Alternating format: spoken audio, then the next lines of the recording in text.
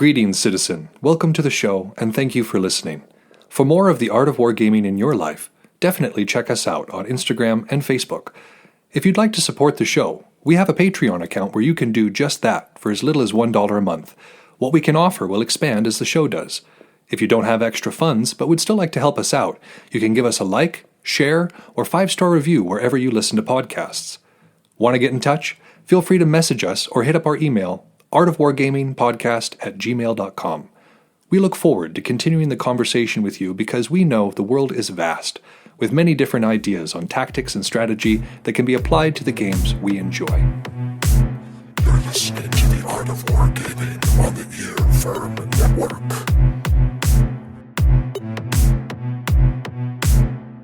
On War. The Battle. Welcome to the Art of Wargaming on the Earworm Network. I am Malark, and as you can probably tell, this episode is rather late. We appreciate your patience with this. Myself and the rest of our immediate production staff overestimated our ability to get this material out and also still do the maddening amount of vacation that we had in August. We were just absolutely all over the place, and we thought, well, you know how plans are. They go the way of the Dodo pretty quickly. So, as you can tell, we are back on the air and happy to be here. And again, thank you so much for your patience. It really is awesome to be back, and we will be back to being consistent again, I promise. So, real quick, before we get into the meat and potatoes of the battle, let's talk a little bit about guests. As you've probably noticed, I've been doing a lot more local guests, people that I wargame with here locally, either through Belagarth or through the Warhammer 40k store that we have here. And the plus side to this is it makes it so much easier to coordinate time-wise and to actually do the recording. In a lot of cases, I'm able to do the recording in my studio, and we're able to get a really good vocal quality out of it. Other times I've got this nifty little recording device that I take around with me, and we get some pretty good audio out of that as well. But either way, it's right here. You know, I can hang out with the person beforehand. We can kind of go over things. If somebody's running late, it's really easy to communicate about that. So there are some obvious bonuses, if you will, to doing short-range guests, and I absolutely love the ones that we've had on.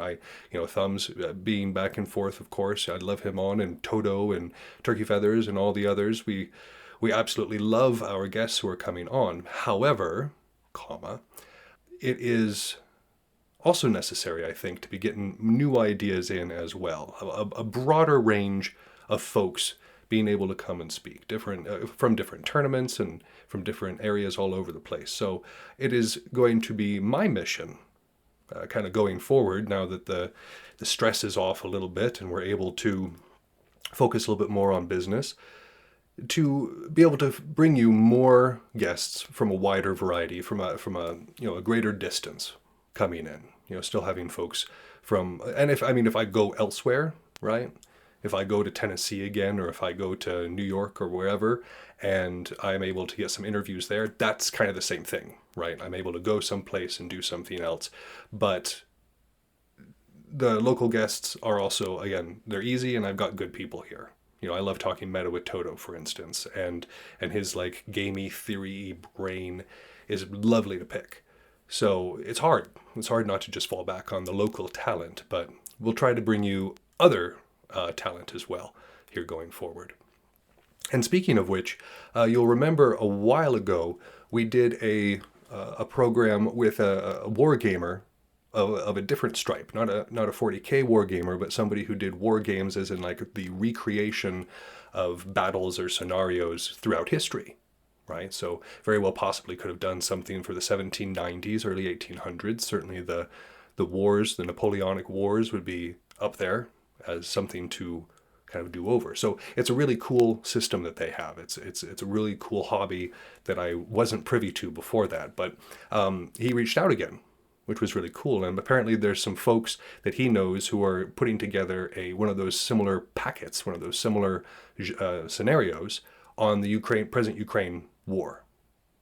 What's going on there, the timeline of what's happening in the Ukraine. And so he reached out and was going to kind of do some networking for us. And so hopefully when I do this Ukraine episode, coming up here before too terribly long, I'm able to get some other folks on it who have been studying it just as closely, if not more, and looking at it with a very analytical eye to make sure that they can recreate it. But to be able to do that, you have to understand the details, right?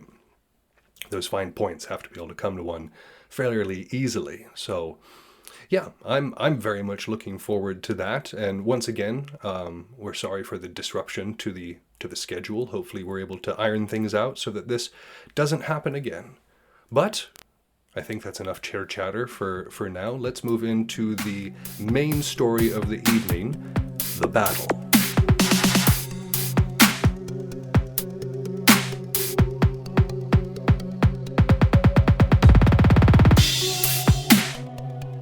After the next episode, we're going to be moving into an entirely new section of the book that deals more with combat directly.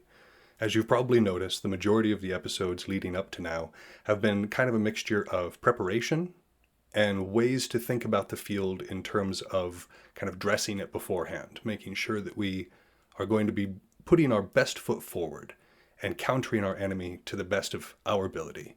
But that's not to say very much about actual tactics or actual strategy. And that's coming up in the next section of the book. So it's divided into, you've got the book and then it's divided into other books. It's the original trilogy, if you will, but not actually a trilogy. So not if you will. Terrible analogy. But moving on. So leading up to there, Clausewitz is going to be getting us ready for it. Kind of saturating our minds with the concepts that he wants us to have moving forward as the analytical and very categorical thinker that he was. So what we're looking at here is the incitement of a battle, kind of what the battle looks like as a general review, not going into specifics of like strategy or tactics yet, but just sort of talking about it and then talking about the effects of victory. What happens if we win? There's always the plan of what if we lose. We're trying to maintain our line of retreat, right? Make sure that we can get out of there. We're making sure we're not losing too much strength just in case we're having to prep for a loss. But what happens when we actually win? Well, that'll be the latter portion of today's section. But in terms of before the battle begins, there is an understanding that there has to be mutual consent for a battle to take place at all. Excepting a few key exceptions, but for a very wide portion of battle, it cannot take place without mutual consent, which is to say that you have to have the two armies that are ready to square up against each other.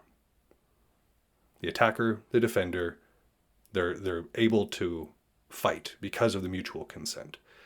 Now, this used to be different, kind of going forward. It used to look different going forward, back in the way when you had massed troops that were going against each other. Phalanx and whatnot. And then that broke down into the different legions. And so it was kind of the same idea, but using different blocks to move against instead of like one large mass moving forward. And then that kind of shifted and shifted and shifted until we get to a point where, fighting is not necessarily mutual consent, but the battle itself is. And as we saw with Abu Bakr Naji and his book on asymmetrical warfare, this doesn't really happen so much anymore. This idea of a battle, right? Two larger forces duking it out, a conventional conflict, if you will. Most of the stuff that we've been dealing with these days is asymmetrical warfare. And even in the Ukraine, asymmetrical warfare rules the game. The Ukrainians do not have the force to just do a direct slugfest with the Russians. They just don't. And so they have to fight war by another means. And the ones who could do a direct slugfest with the Russians do not want to because of the mutual risk of annihilation. So we'll kind of see what that is going forward. But especially for our sake, for war gaming, whether it be physical or intellectual, the only way that battle takes place is if both people agree to it. When you go onto the field, you're saying, I'm ready to fight. When, of course, you pull up to the table and you put your models on it, obviously you've consented to fight at that point. So this is what we're looking for. And every battle can be thought of as a duel, right? I mean, it's not just in terms of one person versus one person, but you're thinking about the entire field, for instance, as a singular entity. And you are fighting that entity as a part of another entity. And if you're doing something like 40K, you are the entity, right? You're the commander. You would decide who goes where, but you're still locked in a mental duel with your opponent, who is sitting there looking across the table thinking the exact same thing, wanting to duel you in these moments. Now, again, we're not using a rapier in these particular moments, but we're still going head to head with another human being or another group of human beings. And this is something that Musashi touches on as well when he's talking about fighting large groups in the Book of Five Rings. He talks about that if you really know what you're doing, fighting one person is the same as fighting 1,000. And what he's talking, of course, is trying to string them out and fight everybody one-on-one rather than fighting a whole 1,000 people. But knowing how to do those duels, knowing how to get through people quickly, is in of itself a virtue. Now, a defender, of course, can avoid the battle for as long as they want to, need to. There's all sorts of different ways to do so. You can do a reposition. So the enemy's coming at you, you're suddenly just not there anymore. Boom. Easily done. Simple enough. You can use obstacles. So we can put up a bunch of fencing or like a wall or something along those lines. We're able to, maybe use a marsh or a cliff or a river to move behind or mask our movements. And, this, we can use this to avoid battle. And then the last one is just a straight up fortress. Just have a position that is unassailable, where you don't have to give battle because there's no way that they could reach you. And of course, this works against an army that does not have the siege capability to break that sort of fortress scenario that we find ourselves in. And they don't have perhaps the time or the manpower to wait it out, because that's the other dangerous part of a siege is there's limited resources inside the fortress. But if somebody is stocked up for the next season or year or whatever, then the besieging army, unless they have a way to crack that fortress, really are at a massive disadvantage. And they can just avoid battle. The defenders can just avoid battle at this point because they don't have to. So whether it's using something between us and our opponent, or whether it's just moving out of the way our opponent, these are ways that as a defender, we can deny the fight.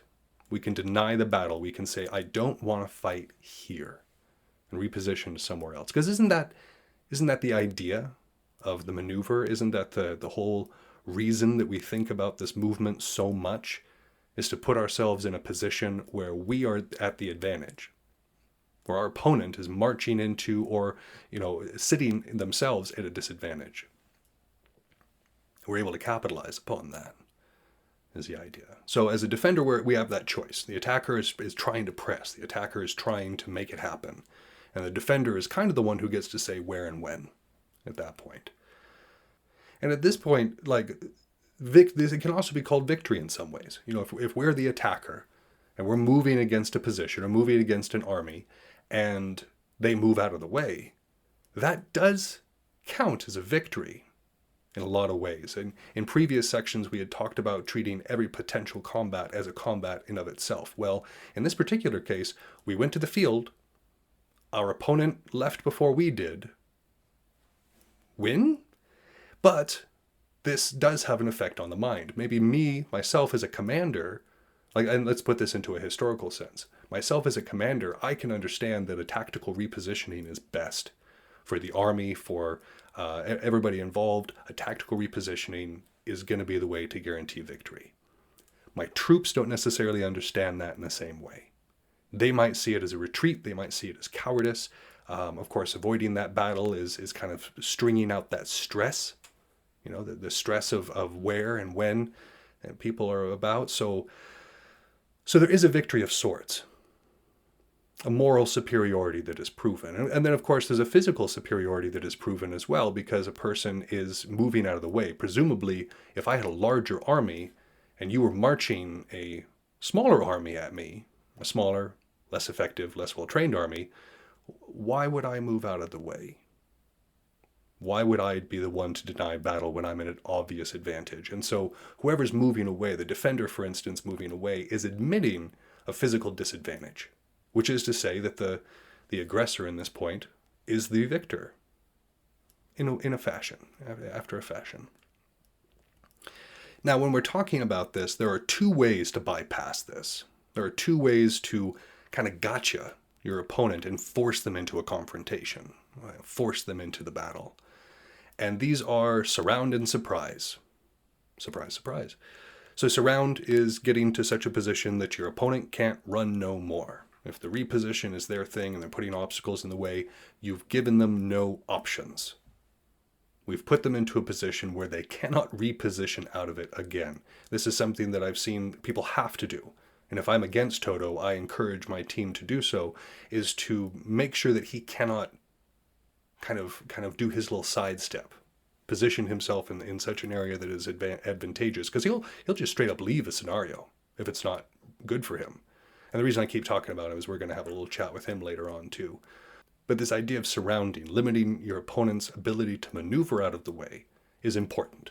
So considering this as a reason, especially if we're doing physical wargaming, the surround brings about the end to this maneuver section of the battle.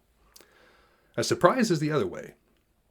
Because if you've got a surprise situation going on, trying to get out of that can potentially, really potentially, result in a rout.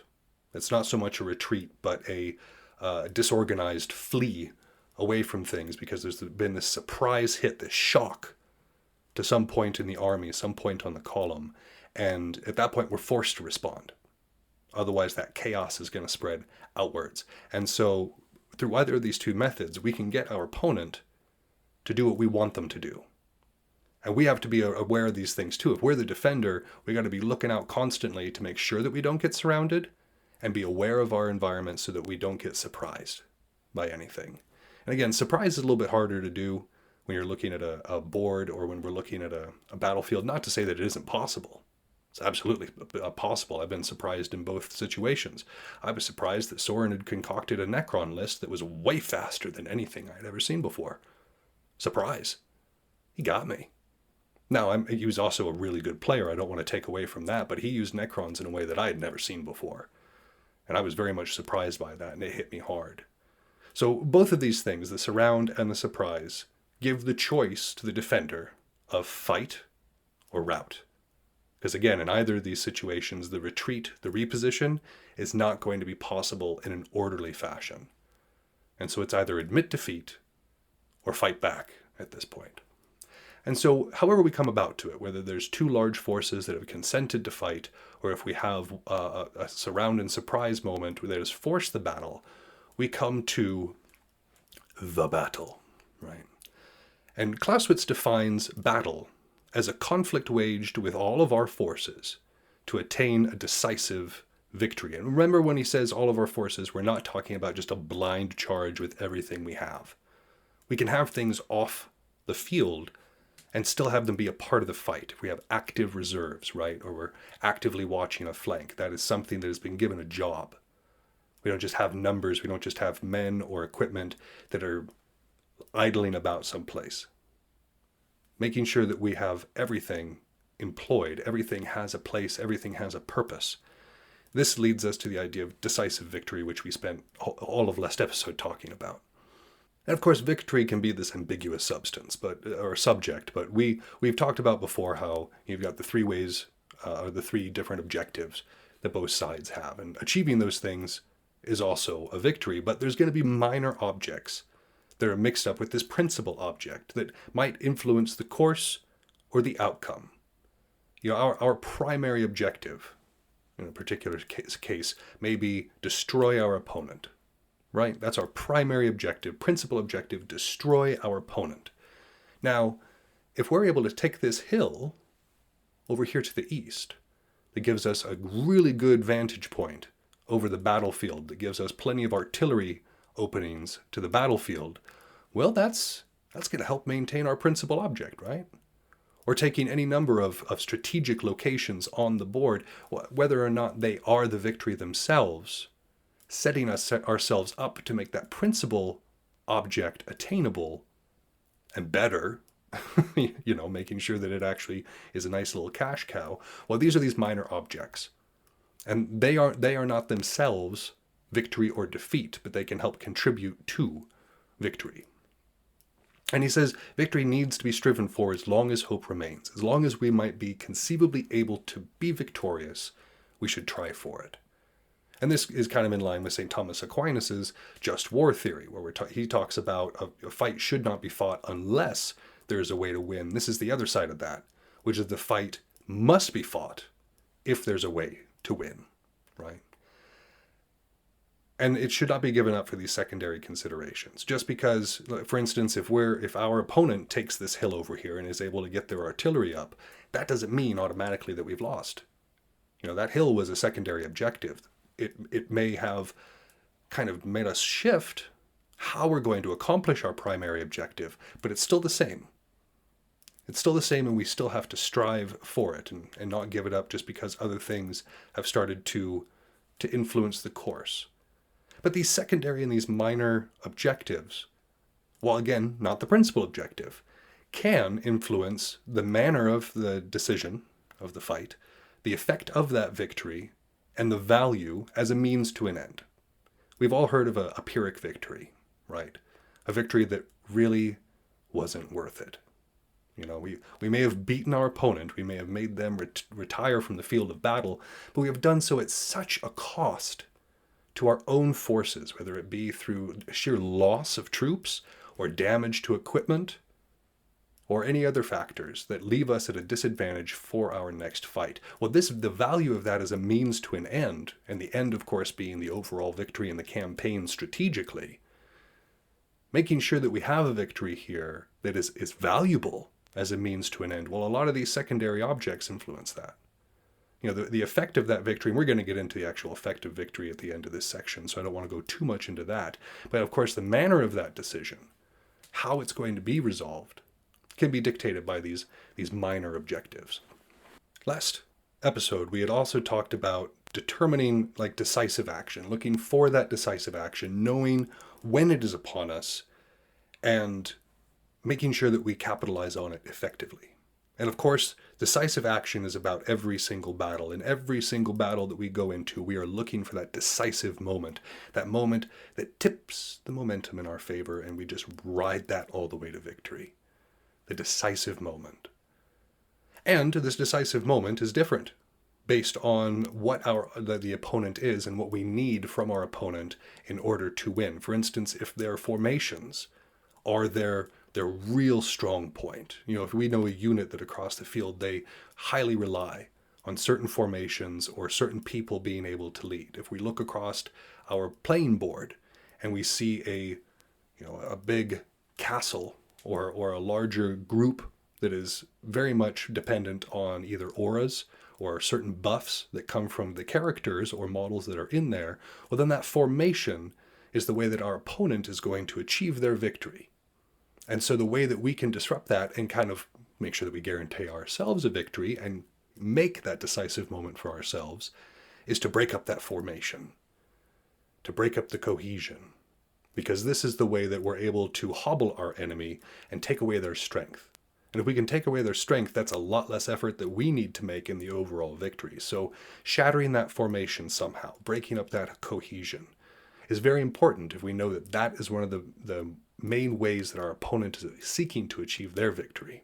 Likewise, if our enemy is reliant on a certain objective, either a certain piece of ground or a certain building or anything along those lines, the conquest of that point is the decisive moment. That's the decisive action. Because a point that just can be given up willy-nilly, well, that's not a big deal. But let's say that my opponent really needs the center. Let's say they're playing Adeptus Astartes, right? And they've taken the secondary objective where you can go to the center, and if you maintain your presence in the center, you're gaining victory points the whole time. Well, by going and taking the center from my opponent and perhaps making it impossible for them to be there, I have snatched the means of victory from them. I've made it so that those points are not going to be points that they can acquire. So in either of these cases, again, we're looking for what our opponent is doing, what their strengths are, kind of how they're going to approach the field, and we're going to break them of it. We're going to take away that special place. We're going to destroy their coherency, that in such a way it makes our victory easier. The battle will go more in our favor, and the results will be more favorable to us. Because war has an attrition nature to it, as a nature of attrition, where you lose things and I lose things and you lose models and I lose models and fighters on both sides are dying. And so the nature of this relies on fresh reserves. And that is either other people coming in from off the field, it's coming up from units that we didn't have directly engaged in the front, being able to come and fill those holes. Whatever the case may be, fresh reserves often are the win or the lose in any particular battle. And I'm not talking about, battered or not knocked about battalions, not battalions that are already depleted in strength in some way. Those are not reserves. The point, the whole mission of those battalions should be to rest. Because as a general rule, an exhausted battalion that has already seen a lot of action is not going to perform well. Now, of course, to any rule like that, there's going to be exceptions to it. Of course, the Battle of Gettysburg comes to mind for me, where you had Chamberlain, who was in charge of the Union flank up on Little Round Top. And he fought amazingly up there. The main boys that he was in command of, they pulled this pinwheel motion and got a right side to that flank that saved the day, kept the flank from getting rolled up. And it was a big deal. And then kind of as a congratulations, kind of as a, good job, guys, they were moved, right, to a place where they might be able to recover a little bit more. In the center, where Pickett charged. Now, of course, there were other units there as well. It wasn't just Chamberlain and his main regiment that were there taking the brunt of it. But it is one of those moments where they're still able to do well. And again, Pickett and his guys went over a mile, over open ground? That's neither here nor there. We'll talk about the Civil War at some point, and I'll geek out about it. But suffice to say, as a general rule, we want fresh troops. And by fresh, we mean fresh, as in like haven't been engaged, like they're not worn down already. Because there's an equilibrium, right? There's an equilibrium that exists between two fighters. There's an equilibrium that exists between two armies and between two generals. And that equilibrium moves back and forth, and it is a slow thing to start shifting. We're going up against an object that is being pushed against us and does not wish to move. But as the equilibrium goes in one direction, it goes slowly at first, and then it becomes stronger and faster with each moment. As the equilibrium shifts in one direction, it becomes harder and harder to correct it. If I start to win, it can be very difficult to start kind of getting in the way of that victory, especially because of this attrition that we talk about in war. If we're on the battlefield, and let's say we have even numbers in terms of skill, even numbers in terms of just numeric strength, we've got even sides. And one side starts taking more than the other. Let's say that they crush an entire flank and give themselves a tactical advantage. Well, now this equilibrium is on their side. There is this movement towards victory. And the same thing in the other way around. If we're having somebody aggress upon us and we lose a limb, or we lose key players, or we're losing key units, that equilibrium is being completely disrupted. And whichever way it's leaning, that's where the favor is going. And because of this, we can often foresee our fate long before it happens. We can often see our victory slipping away from us way before the last blow falls or before the last dice is cast. Even though this is the case, as we mentioned earlier in the episode, we have to keep fighting as long as there is a possibility of victory. I have snatched victory from the jaws of defeat many times on the 40K table and many times in Belagarth. I have watched it happen in both places, and in both cases, it is about tenacity. It is about perseverance. It is about making sure that we eke out every single opportunity for victory that we have, because you never know. We can turn that around. There can be some excellent fights that get the equilibrium back on the other side. We can have a couple of dice rolls that don't go our way or that are overwhelmingly good that kind of shift things back. And so just because the equilibrium has moved in one direction does not mean it will be there forever. However, once you've been doing this for long enough, like let's say I look across the field and it is just me and then 10 people on the other side who are of my skill or better. Well, I'm probably going to lose here. I'm still going to try, right? I'm still going to go. I'm still going to get my butt handed to me. Absolutely.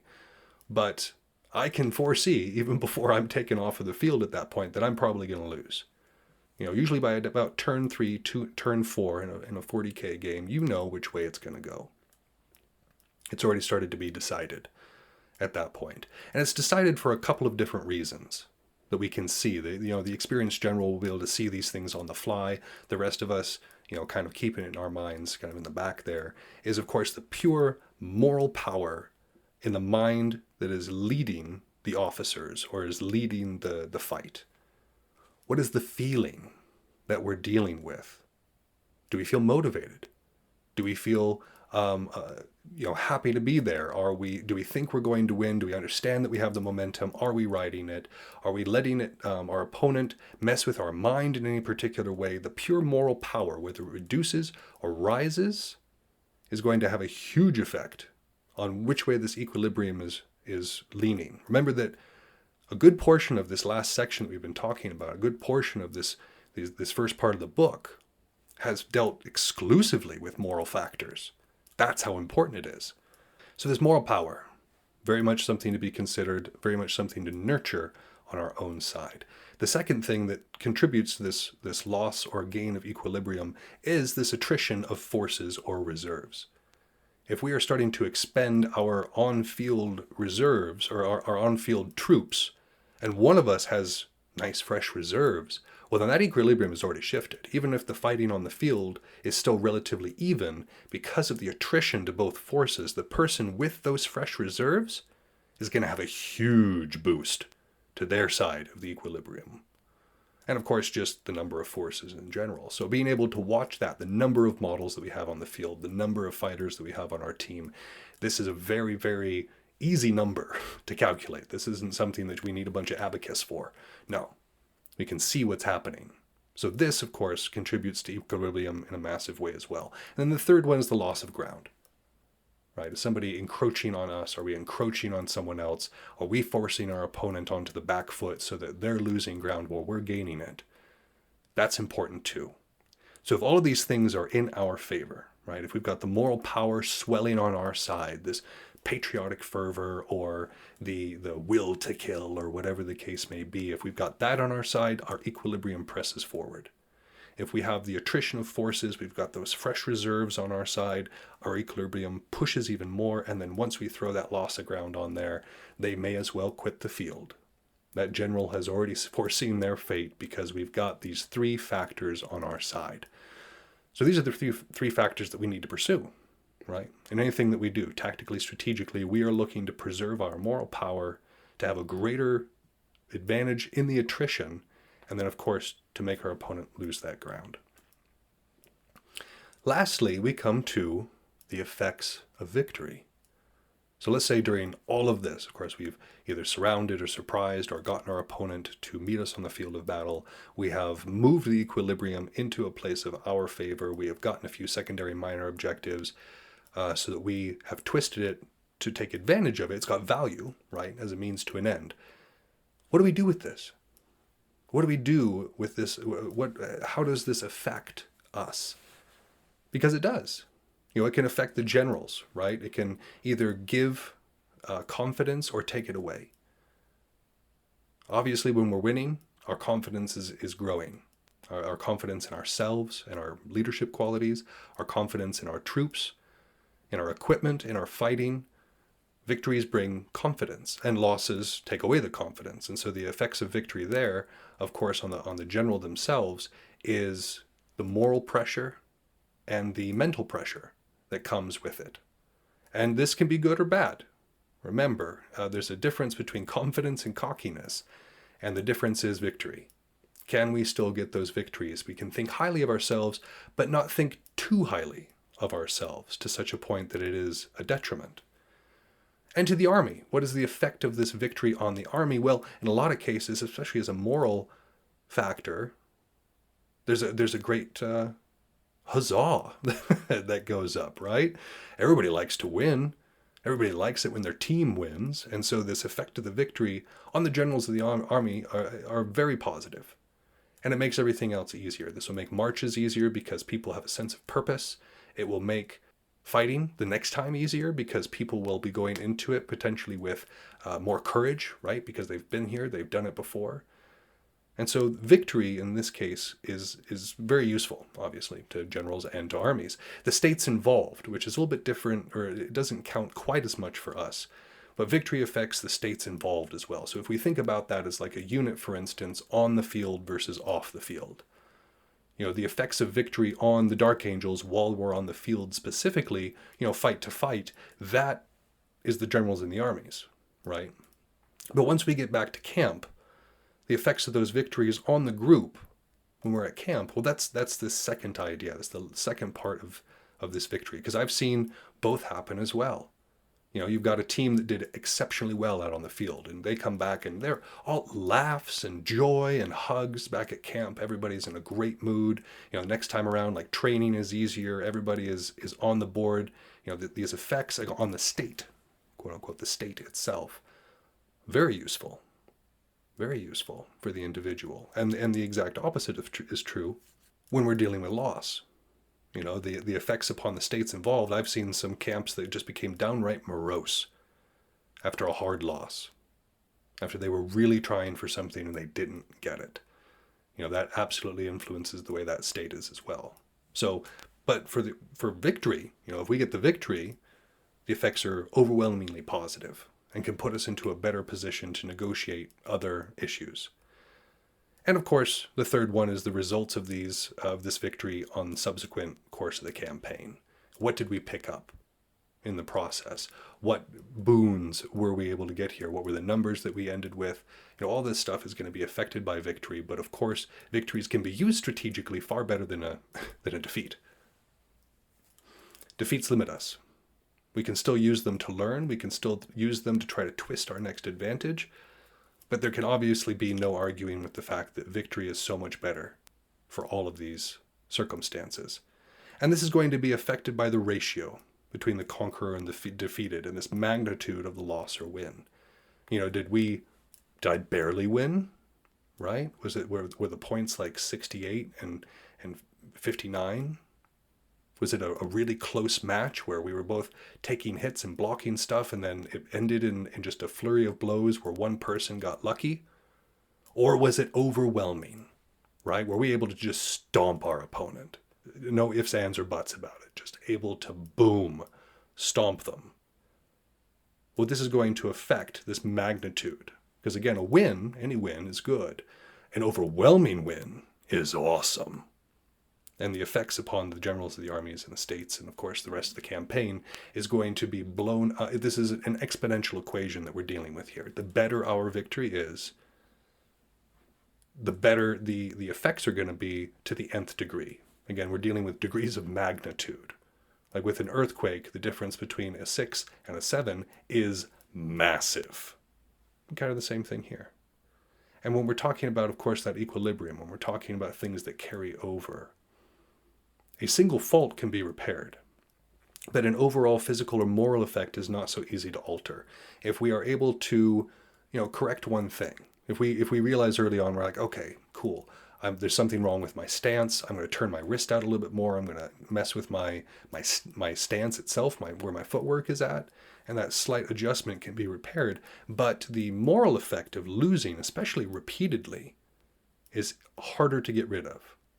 And the same thing on an army. If there's a little thing to tweak, we can do that. But if it causes losses, if it causes us to stumble, well, then the magnitude of that changes. And it's not just a little issue anymore. It's not just an issue with our footwork. It's not just an issue with the way that we execute our attack. It's become part of the mental game as well now. The equilibrium has shifted against us. And so we must be vigilant in this particular regard, and we must understand the consequences of loss and kind of how that can affect us moving forward.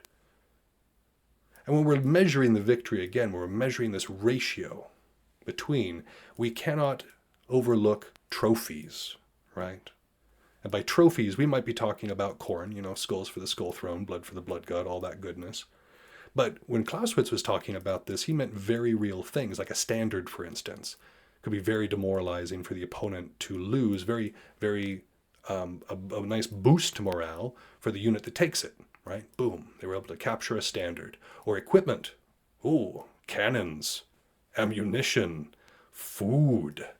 All these things are fantastic in the real world. Obviously, if I beat my friend at Warhammer, I don't get to go through and choose which of their tanks I take home with me, though that would be awesome. No, these are measured specifically. And so again, if we're dealing with an actual trophy, like an actual physical trophy, those are given out. If you're at a tournament or if you're at an event, there are various trophies given out for various things, and they absolutely affect the magnitude of our victory. It's one thing to win on the field of battle. It is another thing to be given a trophy for winning on the field of battle. The magnitude just went up on that. So the number of trophies that we collect, in a very real sense, play into the effects of this victory. And throughout all of this, through the mutual understanding of the consent for battle, the battle itself, and the effects for victory afterwards, we need to understand implicitly that all of war is directed against human weakness. That's what we're fighting against every single time. We are looking to exploit our opponent morally, intellectually, emotionally, physically. Because if we are both perfect, nobody will win. But if we're able to find a chink in each other's armor, if I'm able to find something to exploit, well, again, we're talking about the effects of victory, right? And if we understand our opponent's mortal failings, we can use that against them and make this even larger. And again, human weakness, when it comes to like physical weakness, people get tired. People have limits to the shots they can throw, to the amount of time they can spend on their feet. All of this is human weakness. You know, some people get into their own heads. Some people have a temper. They get put on tilt. These are human weaknesses. And so we're constantly trying to play to that. We're constantly using these human weaknesses to try to draw our opponent into an advantageous situation for us, battle-wise. We're trying to use it throughout the battle as itself to gain that equilibrium, right? And then for the effects of victory, well, to best get those, we should have been exploiting these human weaknesses the entire time. So here to talk about this, talking about how a battle is like a duel and consent, breaking formations, and so on, we've got my good buddy and longtime friend of the show, Todo.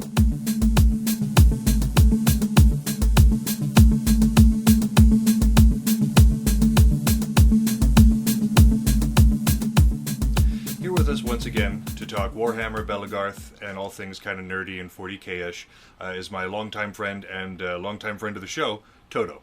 Welcome back, bud. Thank you so much. Thanks for hosting me again. I'm always surprised you keep having me back. Well, what can I say? I just like you, I guess. I don't know. Well, the feeling's mutual, so. But we've got this game planned for today, and it's very different than the last several ones we've been doing, because I've been on a kick of doing Imperial Knights almost exclusively, and really kind of perfecting the army, but they're in the shop right now.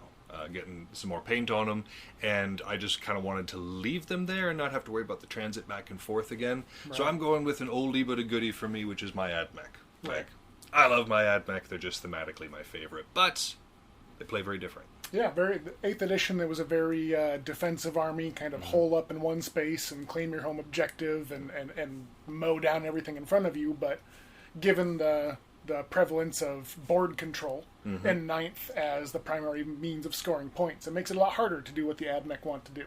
Well, especially with the old build. Like, a lot of my army that I had left over from 8th edition was designed to do exactly what you're saying. To castle up in the corner, turn my Onager Dune crawlers with their neutron lasers on the opponent, and lay waste and have some castellans there in front to provide the buffer. But this edition, like you said, favors, if not melee, certainly high mobility and the ability to go and claim those objectives. Absolutely. And hold the objectives. Very important. Durability is very important in this edition, and I think the addition of Armor of Contempt really showcases that, because the poster boy army for Warhammer wasn't doing so hot, and they needed durability to compete with where the game is at right now. Right. So there's a lot that you need on a dynamic board like this. Sure.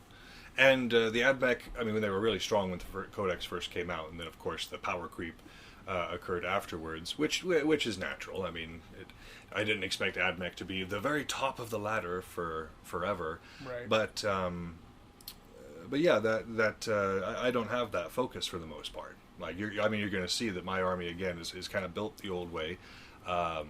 Lots of infantry, Certainly. which is something that you're not used to going against, at least from me. No. And I'm not used to using. So. It's going to be a very different game. Well. It's my army will remain fairly unchanged. I feel like Grey Knights, they're a very elite army. Mm-hmm. They're the only army I have.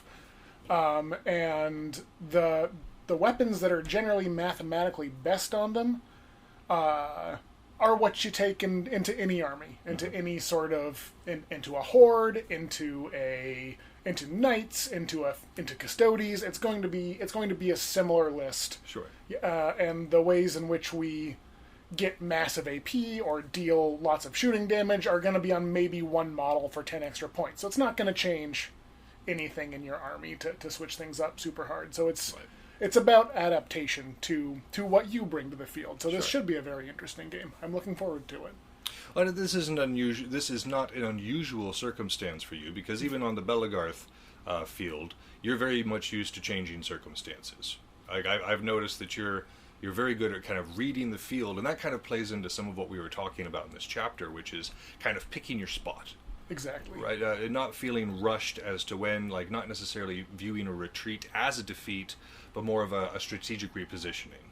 That requires a lot of patience, I imagine. It does, and it requires a humility, I would say. You've talked a lot about General Burnside's throwing his men to the fires historically, and you have to have the self-awareness to know when you're beat. Right. You have to say, these situations do not favor me, do not favor my friends. This is not a guaranteed win, and you don't want a coin flip. Right. At the end of the day, if you can secure a victory mm-hmm. that you go into saying, this is guaranteed to work, this is my play to make happen, that's what you want to set up, that's what you want to aim for, and if there's uncertainty, you want to avoid it. Mm-hmm. And there's no shame in avoiding uncertainty and trying to find a battle on more favorable terms, and you have to measure a lot of words, please. COVID brain has affected me hard in the past few months. I apologize to the listeners. But you have to have a lot of tangible data okay. that you can assess. Sure. Things like their numbers versus your numbers, the way the field favors east versus west, that sort of thing. And if you fail to take into account any one of those things, then you don't really know how a battle's going to go. You don't really Sure. know how any confrontation's going to right. work. Right. Just an aside real quick, those of you who are listening the first season will surely recognize the dulcet tones of Cassius in the background right now. He wanted to pull a cameo today, so just wanted to let y'all know about that. I mean, the internet loves cats, so we're just trying to get some free advertising over here. I had people who wrote me after I put the shed together mm-hmm. to get a more sound controlled environment. Right. Who were like, what happened to Cassius? Where is our handsome young man? why is he not in the background irritating you anymore? No, and that's a very good point. I think a lot of people, they get stuck on this false concept of honor. Whereas if there's like a battle declared, if there's a challenge issued, right. if they don't face the enemy on those terms right then they are a coward. Right. And so it's a matter of almost saving face to walk into certain doom. But I think you've seen the wisdom in being like, well, no, it's not cowardly to be like, no, I want to fight on my terms. Right. Because talking about priorities, talking about prioritizing things that are important to you for winning, mm-hmm. winning has to be number one. Sure. And winning can mean many different things in wargaming, in real war. But you have to be focused on what is victory and how do I attain it. Sure. And if my pride becomes the more important than the victory, that's a recipe for a loss. Sure. So you have to know when you are beaten. You have to really assess how strong you actually are. And if you don't do that, it's hubris. You sure. lose. You're going to walk into something stupid mm-hmm. and you're going to get wiped. Well, that's like rule number one for all the military theorists that I've read is like, you need to understand your army's strengths and weaknesses. Absolutely. Be realistic about it, because if you are not, already you've started hobbled, like entering into the battle. Exactly. In our currently, I am 0% victory rate against your Imperial Knights, and with their 9th edition codex. Right. And it is because I do not understand my army's weaknesses well enough compared to your army's strengths. Mm-hmm. So I'll throw 10 guys at a knight, like, oh, 10 guys, that's so many guys, and then they get murdered, and I have to go, okay, that's not enough guys, and I really have to reassess and figure out the right number of guys. Sure. And once I am there, I think that I will have much better sense of that game state. And I think that you are going. This game is going to be much different than our other ones. Certainly. In terms of when we come back after the break, I'm fairly certain that I'm going to be going, what did I do wrong this time around? It would be nice, but I will not walk into this with hubris, because I do not know. This is my first time playing against AdMech, and I do not know their strengths or weaknesses. So there will be a lot of very on-the-fly learning about how much damage I give and take. Sure. Well, and one of the things you'll notice just off the bat is the lack of the ability to do high AP damage. Right. Is one of the things I'm lacking with this list. The other one, with my knights, a good portion of the list is either super high damage or high AP. Absolutely. This one does not operate around that principle. Of course, I have a few units that are able to reach out and touch somebody and do so violently. But when we're talking about the three arms of warfare, the infantry, the cavalry, and the artillery, I am definitely infantry heavy with this list, with some cav opportunities, and then also some artillery. Some big guns in the background. Which is different than the knights, because the knights kind of break that mold. Right. They're like, you know what? Each one of us is cav. Each one of us is going to be infantry, and each one of us is also going to be artillery to some degree. I mean, like the Helverins are more artillery than per se the Warglaves are. Right. And same thing with the larger knights. But in this particular case, the rules are defined. The rules are defined. This is going to be far more like what I'm accustomed to seeing in stuff like Clausewitz. In fact, very much like Clausewitz, because I've got a similar army composition, albeit with Scutari. He didn't have Scutari back in the late 1700s, but I do. But it's a similar idea. You got your muskets marching in rank and file and stuff. But we're also going against the Emperor's finest, the Emperor's secret Psyker army, and I'm going into this with the opposite. Like, Dodo's coming into this with confidence, as he should. He's trying to avoid hubris. I'm coming into this with I don't think I'm going to win this, but I don't intend on despairing. I intend to give good sport. That's who I am. I don't just walk away and be like, well, I think I'm going to lose, so I'm just going to ham it in. No, I'm going to make you work for it. I understand. You still might table me turn 2, but I'm going to make you work for it. We'll see. We'll see how it goes. Yeah. Like I said, this is going to be very interesting. I apologize for as we've talked about before. One of the things about Warhammer that is unlike other games is that it requires quite a bit of homework. It really does. I was demonstrating to my wife the other day the amount of books that I've had to memorize, the rules of, in order to play this game, and she just kind of shook her head at me. It's like, I know, I'm cruel to myself. You're walking into a dangerous spot right now, Malark, because if we start talking about game theory and game design, this little 15-minute intro is going to go for 3 hours. So I'm going to stop myself right here. And I am going to wish you good luck. I hope that we both have fun in our endeavor today. And I can't wait to see what your AdMech have in store for me. Sounds great, my man. Let's get to it. We're back now, after a devastating loss on my part and an amazing victory on Todo's part. We're talking a near-perfect game here.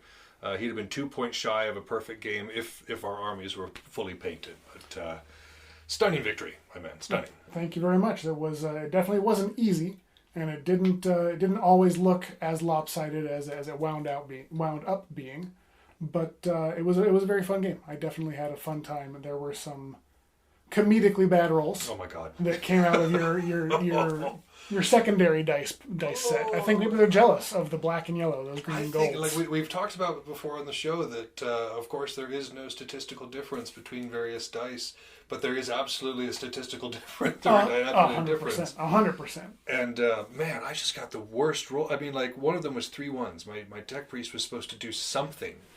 I had interrupted. On 2s. Yeah, on 2s. I was hitting on 2s. And the man got 3 1s, and I think there were 2 Snake Eyes charges this game. Yep. One of them went through because of your good positioning. I was right there. That's a great example of positioning to mitigate loss. Sure.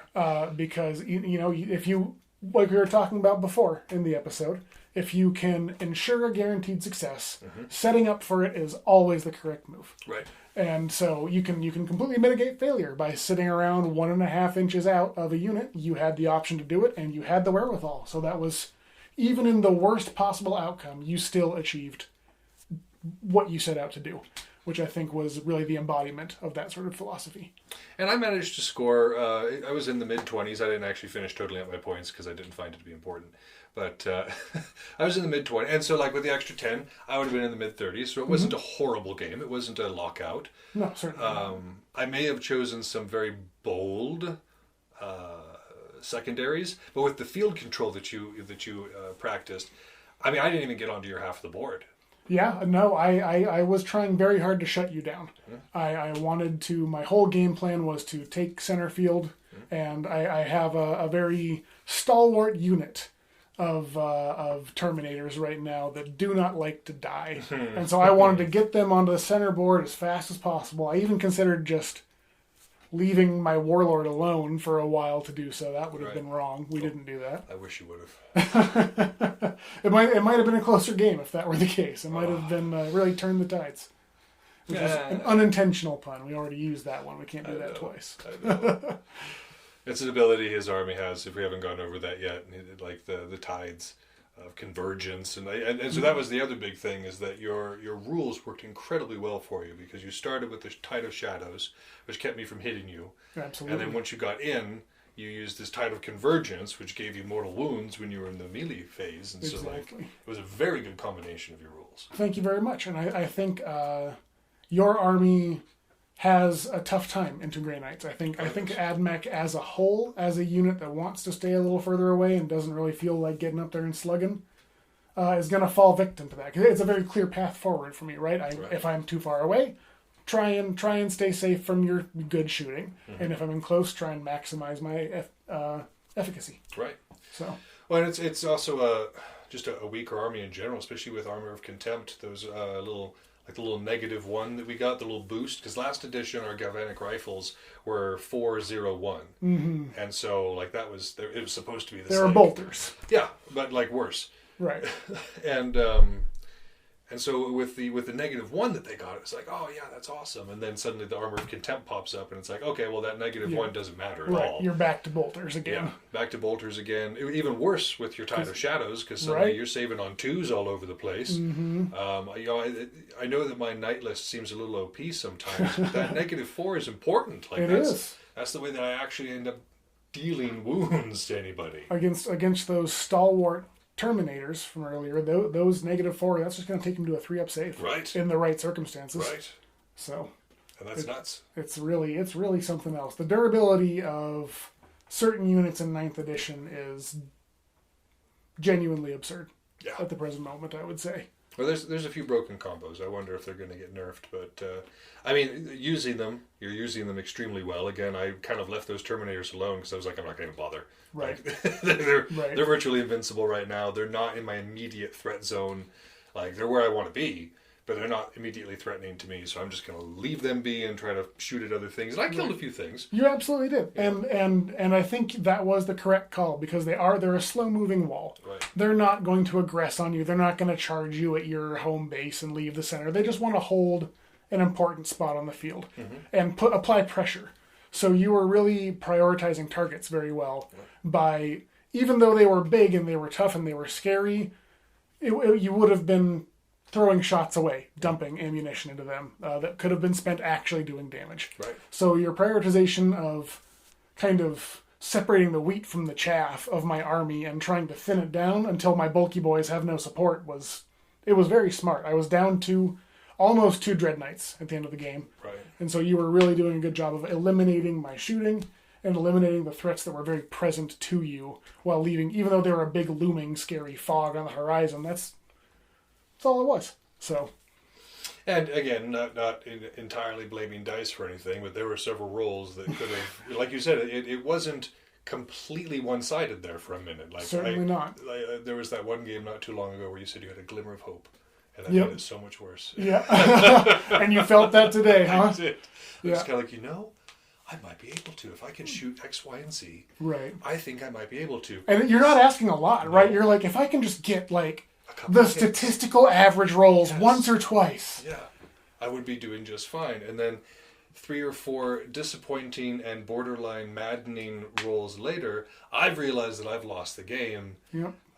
But then keep going out of spite. I still grabbed a couple of more units because, I have a hard time admitting defeat. Absolutely. Until somebody drags me kicking and screaming away from the table. It's an honorable way to serve out your career, sir. Well, I try not to be a bad sport about it. I just enjoy good sport. And you never know. You never know until it's over, right? That's very true. Sometimes you don't get the sad rolls, you get the miracle rolls, and you really get to just make that magic come back. So were there any priorities that you started off with that shifted? Like, were you in a pretty straightforward game plan, or is there at some point where you were like, okay, I need to switch up my game plan a little bit here? I would say that due to the nature of the game, I didn't have to adjust very much. Mm-hmm. What I tried to do worked out the first time. Mm-hmm. So I was trying to identify points that I could control on the map that were out of view of your most powerful shooting units, mm-hmm. as well as kind of trying to goad you into shooting, my Grandmaster who can blink away, that sort of thing, which I think you handled that very well this game, the relic that I frequently use, which allows me to escape being shot. You just got it out of the way. Yeah, one. I mean, you jumped right in front of me into the center objective, mm-hmm. and while that was good for the 2 points that you scored, right. I was also like, okay, well, I'm going to just blow that thing right now. I've got other shots, but I know you're going to move. Exactly. It was very well done, and I wanted to. I had a secondary that involved eliminating more of your units mm-hmm. per turn than you eliminated of mine, mm-hmm. and so I was trying really hard to play for those secondaries. Sure. And that was, I would say, my priority was controlling the center with the primary, secondary, however we want to talk about those. Sure. And trying to be aggressive enough that I'm taking down single units. So conquer and defend a place, but also having just destroy the enemy up there as well. Of course, that's an oversimplification from last episode. Of course, within destroy the enemy, we have a lot of different levels of that, a lot of different, destroy the enemy, but are we sending in snipers to take out their HQs? Right. Destroy the enemy, but are we targeting their tanks? Like, there's a lot of different ways, except for just like rolling over them to destroy the enemy. Absolutely. And so, like you were saying, you were finding these points that you could exploit. Working from there, it was very well done. Thank you. Yeah, it was. I tried to go out the sides and come in through the center, and I think you had so many of your boys in that center line that I was scared to stand there. Yeah. On it, like my optimal play was to just get out of the dang way of your optimal play, I think, and that's where things came together. With all that artillery that I was toting and the reliance I had on center artillery, I had to take up that center position because we were doing not the kitty corners one, but just squares, right? And so there was this large lane down the center with the walls on either side. So it was like either completely constrain myself by going to the sides or try to take a strong central position. So exactly. My plan, my movement was pretty predictable. I think you wanted you was a very. This was my first time playing against your AdMech, and it felt very much like what you had told me it was probably going to resemble. Was trying to defend that position, use that artillery that you have, and maintain. So. Well, it's a similar idea, similar looking army to something that Clausewitz may have said. Like I said, the artillery is a bit more mobile, but one of the things that Clausewitz did not account for was psychers. Which was an oversight on his part. It really was. You'd think that you would consider such a concerning opponent into your strategic ploys. But he decided to just leave it out. So we have to fill in the blanks, y'all. We have to fill in the blanks and say that Psyker's upset the natural balance. Yep. It is a tragic burden that we as 40k players must bear. And I, as a 40k player, must exploit. Malark, thank you so much for having me on the show. Good game. Good game, sir. And we will talk to y'all next time. Thank you for listening. That's our show. Thank you so much for listening. If you haven't had enough of the art of wargaming in your life, you can find us on Facebook and Instagram, where I occasionally post funny and educational memes. If you want to get in touch with the show directly, you can email us at artofwargamingpodcast@gmail.com with any questions, comments, or concerns that you might have. Also be sure to check out all of our sister shows on the Earworm Network, including General Nerdery, Word Balloons, Fried Squirms, and more. We're working hard on having something for everyone. And again, you can find those at earworm.com. That's EARVVYRM. You can also find that in the show notes. But for now, this has been Yaga Malark, signing off.